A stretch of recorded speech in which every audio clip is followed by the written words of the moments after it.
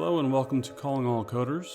In this video, we're going to talk about one of the most often asked interview questions, and that is, how do you create a function that returns the reverse of a string?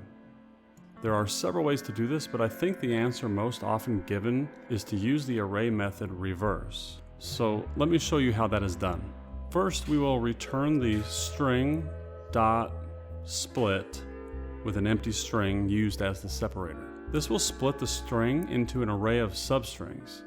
So the string will be converted into an array and separated into individual array elements by character. We then will chain the method with the reverse method. This will reverse the order of the elements in the array. Finally, we will chain the join method with an empty string as well.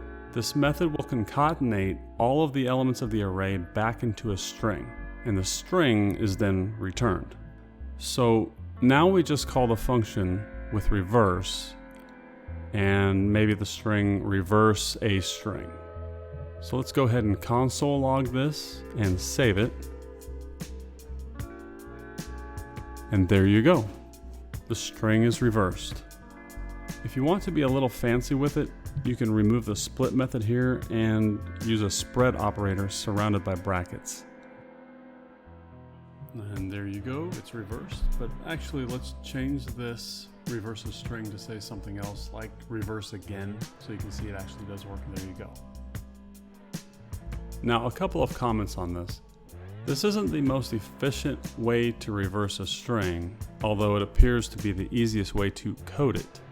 Let's take a look at another way to return a reversed string, but in a more efficient way. We're going to use a for loop. First, let's create a variable to store the new string we're going to return. So let rev equal empty string. Now, this loop will start at the end of the string and work its way to the beginning. So let I equal the length of the string minus 1. We want the loop to continue as long as I is greater than or equal to 0, and then we will decrement the loop. So we need to store the character in the new string rev. So rev plus equals string I. Now let's just return the string rev. Save it, and there you go. Reverse again. Let's move on to another way to reverse a string. This method probably isn't a very common way to do this, as it uses recursion. If recursion is difficult for you to understand, just know that with recursion, the function will call itself repeatedly until it reaches a point in which it basically doesn't. And that point is called the base case. Simply put, anytime you use recursion, it's very important that you establish a base case that stops the function from calling itself. If you don't, you run the risk of an infinite loop, which could lead to an overflow error.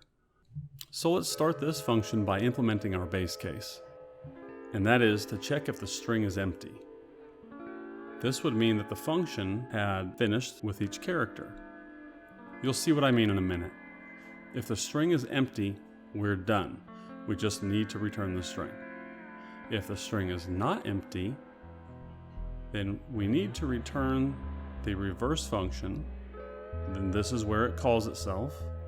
What we will put as the parameter for the function is the substring of string, or str, starting at the second character in the string. And we know that JavaScript is 0-based, so we will use substring 1. Now, we also want to take the first character and append it to the end with str0.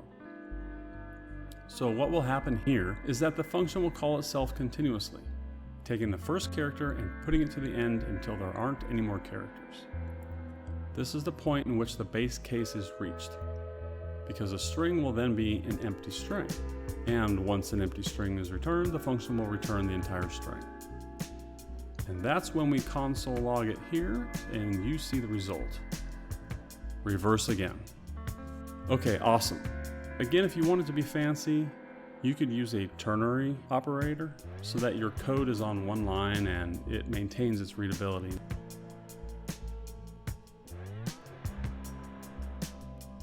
Okay, so we want to return. For the condition, what we're going to check is whether the string is an empty string. If you remember, an empty string is considered falsy. So this is the perfect way to set this up. Next, question mark. If it's true, then we will call the function like we did above. And if it's false, an empty string, then we will simply return the string. Let's change this to another one so you can see that it indeed works. Okay, great. Let's look finally at the last way to reverse a string. This one uses reduce. So reduce can also be a little difficult to understand, but what is important to remember here is that reduce is going to take the array we give it and return a single value back, a string. Reduce will call a function on each element in the array. The function will do something with that element. Then it will be returned for the function to be called again. Each time the function is called, the character is appended to the new string variable. Let me show you what I'm talking about. So here we will return string dot split with an empty string to convert it into an array as we did earlier. Then we will chain the reduce method, and here we're going to be using the ES6 arrow function. So in here we're going to use parentheses. The function was going to take a previous value and the current value. Here's the arrow function. It will then return the current character and concatenate with the previous value, with the initial value of an empty string.